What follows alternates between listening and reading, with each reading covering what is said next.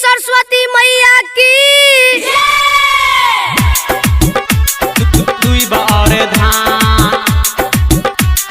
presented by माँ Lakshmi music. अखन अहाँ सब सुन रहल छी लिटिल दिलदार के आवाज में। शारदे मैया हे शारदे मैया हे शारदे मैया हे दिया कनी ज्ञान चढ़ाइब अक्षत दुइब और दान। शारदे मैया हे दिया कनी ज्ञान चढ़ाइब अक्षत दुइब और धान। शारदे मैया हे शारदे मैया शारदे मैया हे शारदे मैया शारदे मैया हे दिया कनी ज्ञान चढ़ाइब अक्षत दुइब और धान। शारदे मैया हे दिया कनी ज्ञान चढ़ाइब अक्षत दुइब और धान चढ़ाइब अक्षत दुइब और धान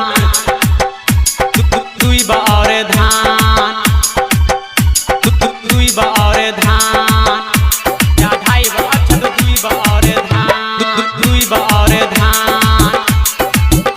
अहाँ आइले छी हंस पर सवारी नीक लागैया लाल पियर साड़ी नीक लागैया लाल पियर साड़ी। अहाँ आइले छी हंस पर सवारी नीक लागैया लाल पियर साड़ी।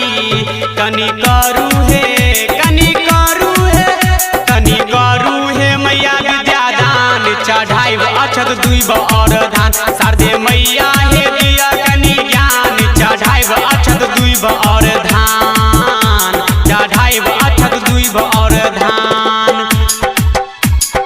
दुइब और धान दुइब और धान चढ़ाइब अक्षत दुइब और धान दुइब और धान।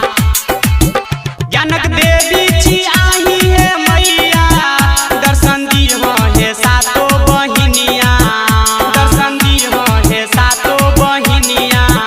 ज्ञानक देवी छी आही हे मैया दर्शन दिहो हे सातो बहिनिया।